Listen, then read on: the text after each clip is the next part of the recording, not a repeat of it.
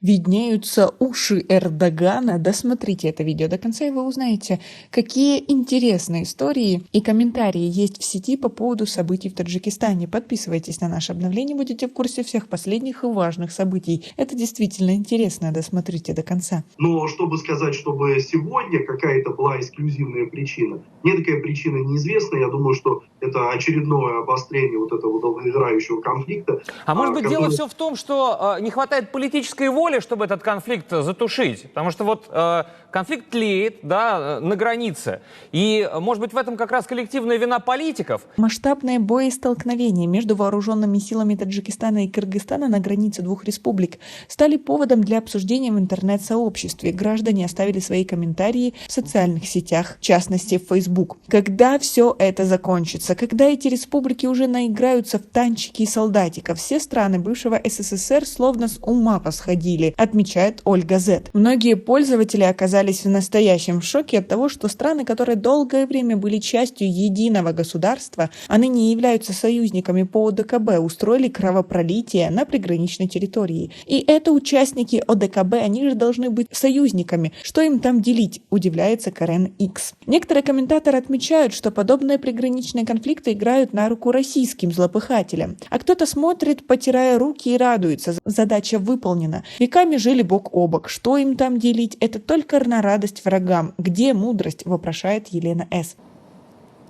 Местные политики живут внутри своего политического горизонта. У них есть представление, что они делают все правильно. Их политическое сообщество их поддерживает.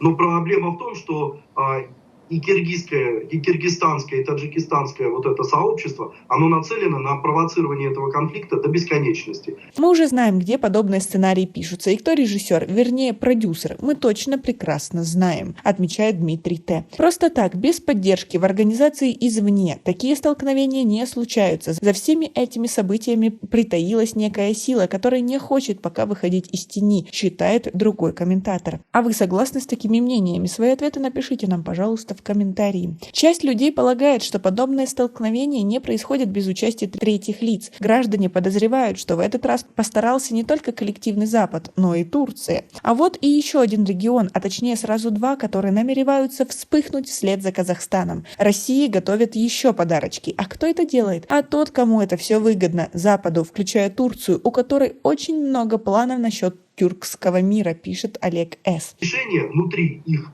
собственного политического вот этого горизонта, внутри их политической ситуации, этой ситуации нет.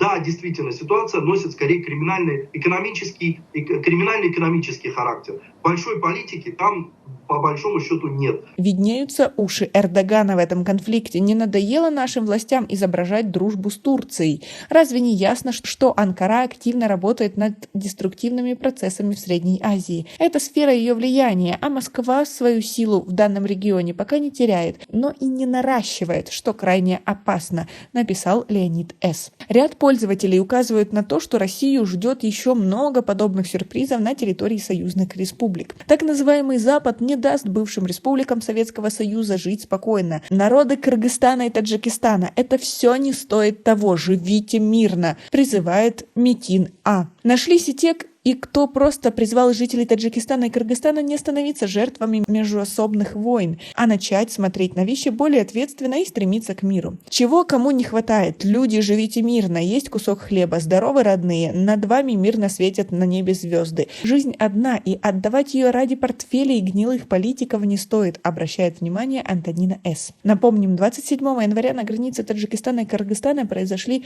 масштабные боестолкновения между вооруженными силами республик. МЧС Кыргызстана сообщил о том, что из-за вооруженного конфликта, произошедшего на кыргызско-таджикской границе, эвакуировано 24 237 человек, проживающих в приграничных районах Кыргызстана. О высказываниях Таджикистана мы рассказывали в прошлых видео. А как вы относитесь к таким высказываниям комментаторов? И какие у вас есть мнения по этому поводу? Свои ответы напишите нам, пожалуйста, в комментарии. У нас пока на этом все. Оцените наши видео подпиской и лайком. До скорой встречи.